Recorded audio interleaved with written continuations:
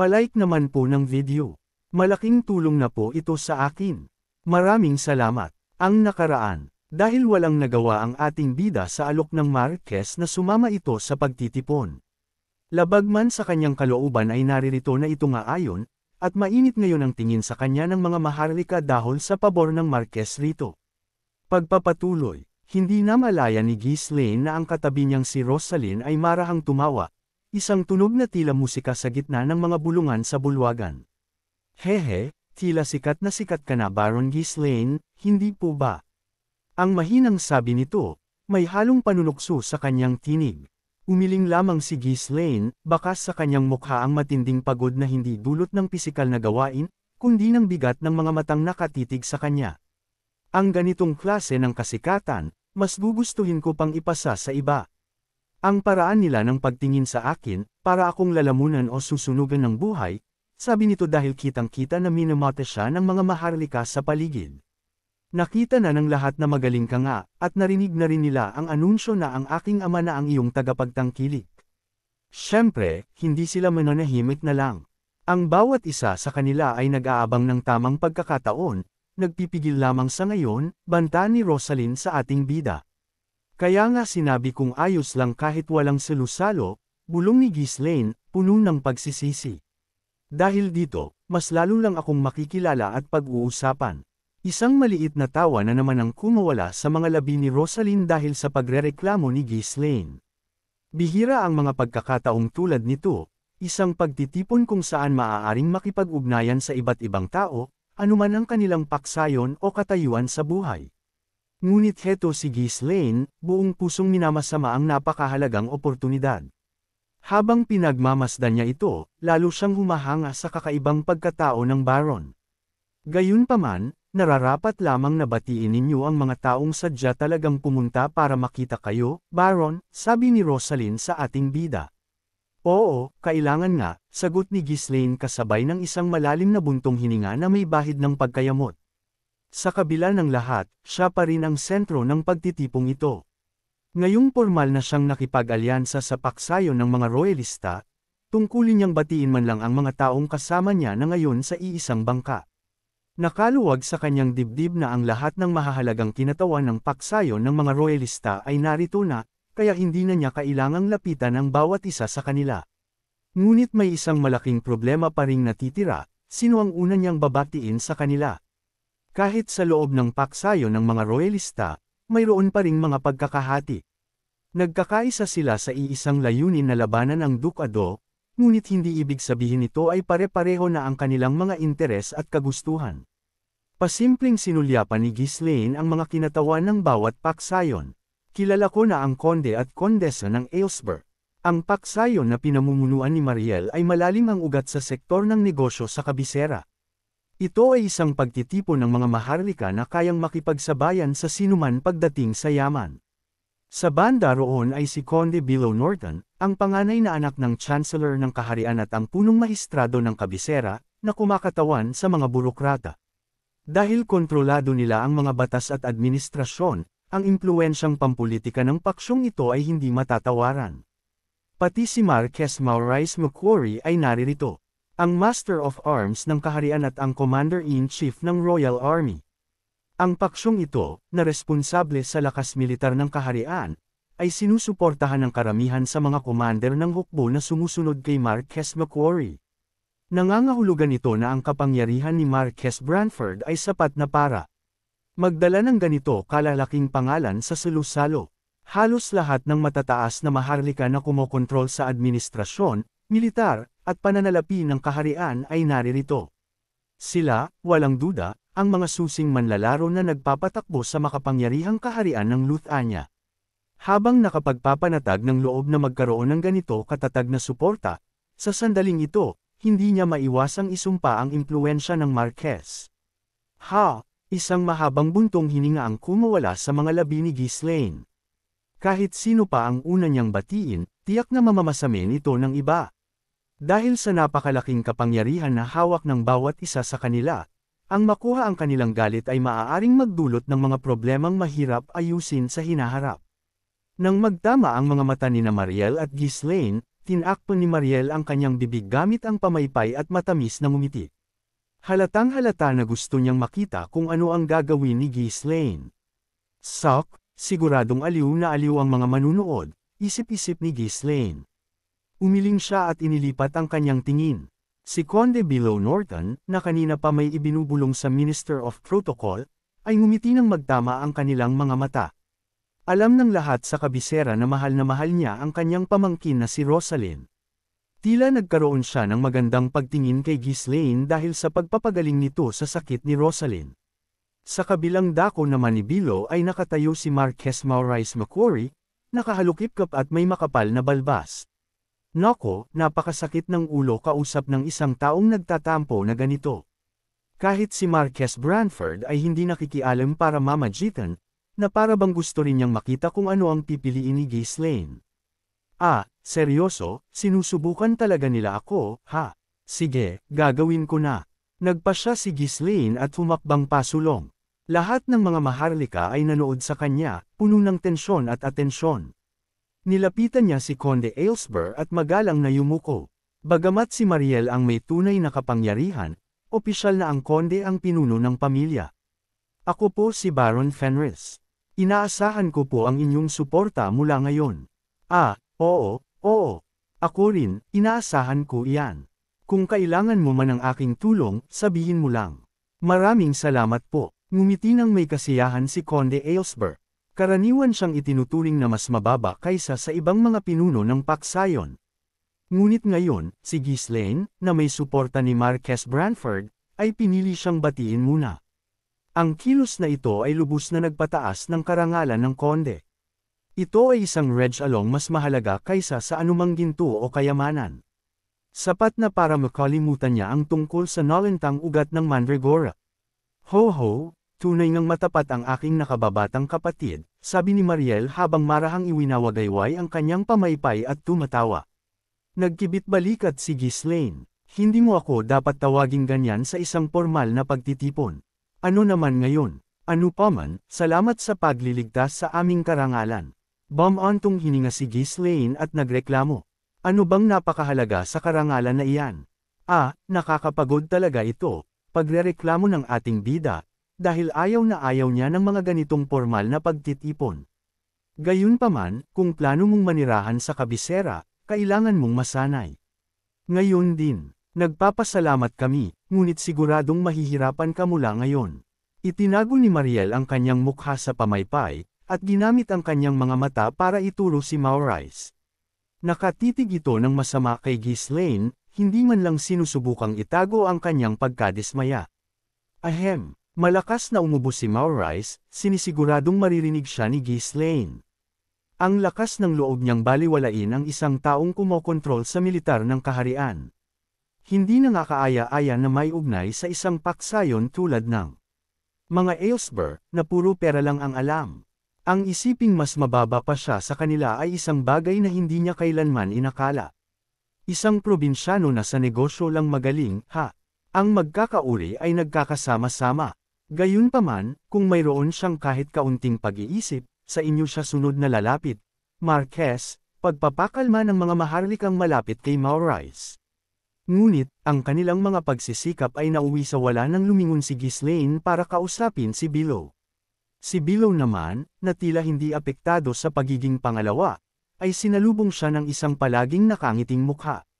Maraming salamat sa paggamot kay Rosalind. Lubos na nag-alala ang kanyang ina, ngunit dahil sa iyo, napanatag na ang aming mga kalooban. Sa isang tahimik na sulok ng marangyang bulwagan, kung saan ang liwanag mula sa mga ara niya ay nagbibigay buhay sa mga alahas ng mga maharlika, isang tipid ng ngiti ang sumilay sa mga labi ng Marquess ng Branford. Ikinagagalak kung naging maayos ang lahat, mahinang wika niya sa katabing si Rosalind, ang kondesa ng Aylesbury. Sumagot si Rosalind, ang kanyang tinig ay may bahid ng pasasalamat at respeto. Nakarating na po sa akin ang inyong kahilingan sa Marquess, kamahalan.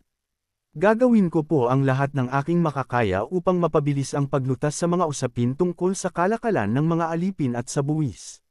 Salamat sa inyong konsiderasyon, tugon ng Marquess.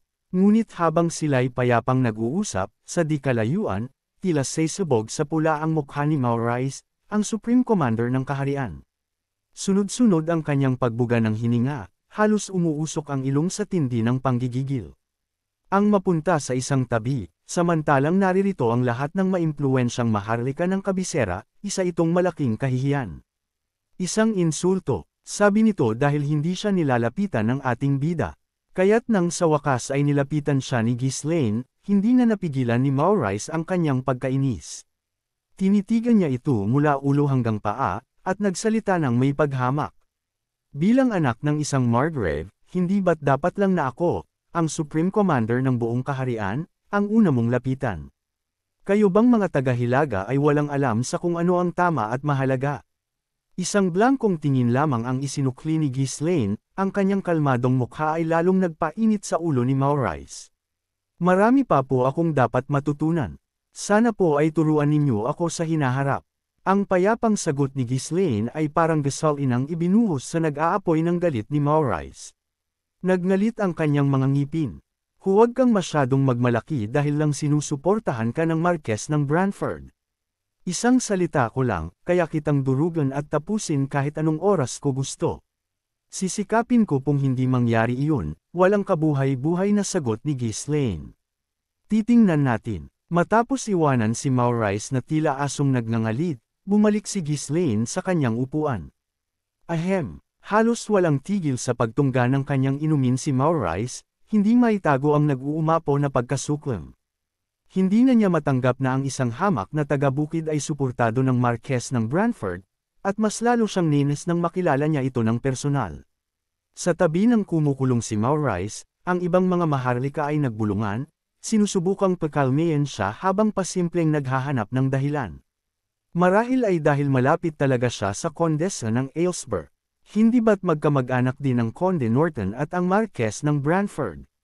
Kaya siguro walang nagawa si Baron Fenris. Habang panay ang sulyap nila sa namumulang mukha ni Maurice, dahan-dahan silang lumalayo, nais iwasan ang kanyang bagsik. Ang sulusulong ito ay para ipakilala si Ghislaine, ngunit pagkakataon din ito para sa iba na palakasin ang kanilang mga koneksyon. Pagkabalik sa kanyang upuan, ibinaba ni Rosaline ang kanyang boses at tinanong si Ghislaine na umiinom lamang ng tubig. May dahilan ba ang pagkakasunod-sunod ng mga nilapitan mo? Kung saan lang ako dinala ng aking mga paa? Isang mahinang tawa ang kumawala kay Rosaline. Hehe, hindi ganoon ang nakita ko. Pero iyon ang totoo. Sa bagay nga iyan sa iyo, Baron. Hindi nagtagal ang pag-uusap ni Ghislaine at Rosaline. Nang medyo hamupa na ang tensyon sa pagitan ng mga matataas na maharlika, ang mga kanina pa nagmamasid ay tila mga langgam na dumumog sa kanilang dalawa. Isang malaking karangalan na makilala kayo, Baron Fenris. Isang maliit na regalo po para sa inyo. Sana po ay maging mabuti ang ating pagsasama. Ako po si. Sunod-sunod ang pagbati kay Ghislaine, ang ilan ay may dala pang mga regalo. At syempre, hindi tumanggi si Ghislaine, tinanggap niya ang lahat. Ngunit alam niya ang katotohanan. Hindi dahil sa tunay na respeto ang lahat ng ito. Sa likod ng kanilang mga ngiti ay may nakatagong paghamak. Huwag kang umastang parang sino ka, taga-bukid. Babalikan ka rin namin mamaya, mga salita sa likod ng isipan ng mga maharlikang lumalapit at bumabati sa ating bida. Isang bastos na mga ngalakal, iyon lang naman siya. Walang sino man ang tunay na kumikilala kay Ghislaine, na bigla na lang sumulpot sa kanilang mundo. Karamihan sa kanila ay ginagamit lamang siya upang makalapit sa makapangyarihang Marquess ng Branford. Alam ni Ghislaine ang lahat ng ito, ngunit wala siyang pakialam. Bakit niya sasayangin ang kanyang lakas sa mga taong walang halaga sa kanya? Nakakainip. Gusto ko nang umuwi at magpahinga, bulong niya sa sarili, na talagang pagod na ito sa mga tinginan ng tao sa kanya sa bulwagang ito. Pero kahit gaano pa siya nababagot, hindi siya maaaring umalis basta-basta. Sa ngayon, kailangan niyang tiisin ang lahat at magalang na harapin ang mga maharlikang ito habang lumilipas ang oras. Kahit wala siyang interes sa reputasyon, hindi naman ibig sabihin na sisirain niya ito ng sadya. Nang matapos ang pagdagsa ng mga maharlikang Ginoo, isang grupo naman ng mga kabataang dalaga mula sa mga tanyag na pamilya ang lumapit sa kanya. Sa kanilang mga mata, si Ghislaine ay isang mainam na partido.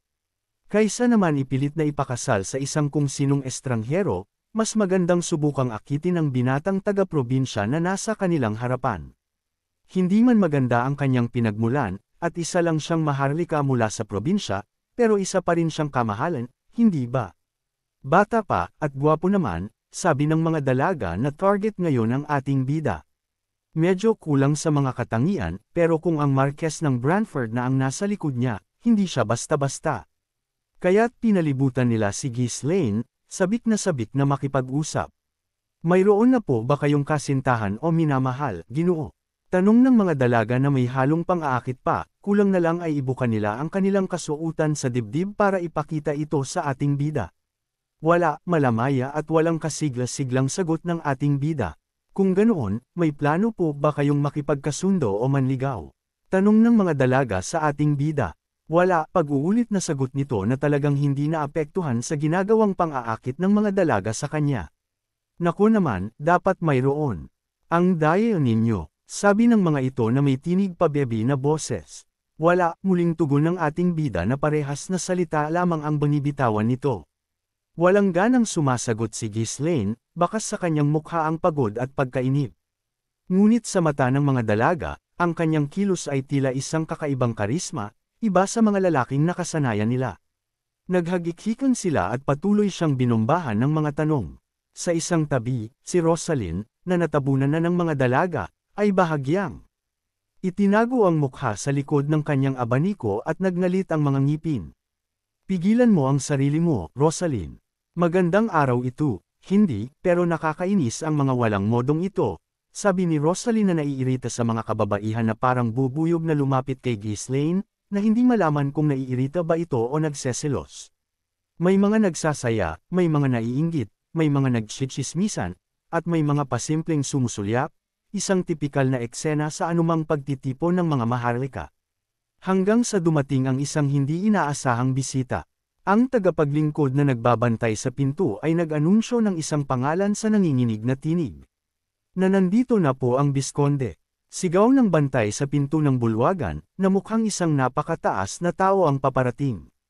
Kasabay ng pag-eko ng pangalang iyon sa buong bulwagan, ang lahat ng ingay at bulungan ay biglang naputol. Ang buong lugar ay nabalot ng isang nakabibinging katahimikan. Tama ba ang narinig ko? Imposible, baka nagkamali lang tayo ng dinig. Pilit nang umingiti ang mga tao habang nakatitig sa pinto, ang kanilang mga mata ay punong-puno ng pag-aalinlangan at takot. Isang payat at may katindaang lalaki na may matigas na anyo ang dahan daw ang pumasok sa bulwagan. Ang isa niyang binti ay baluktot na baluktot, kaya't gumagamit siya ng tungkod. Ngunit ang bigat ng kanyang presensya at ang bagsik sa kanyang mga mata ay sapat na upang malimutan ng lahat ang kanyang kapansanan. Ang tanging maririnig sa napakatahimik na bulwagan ay ang tunog ng kanyang tungkod na tumatama sa may kantab na sahig.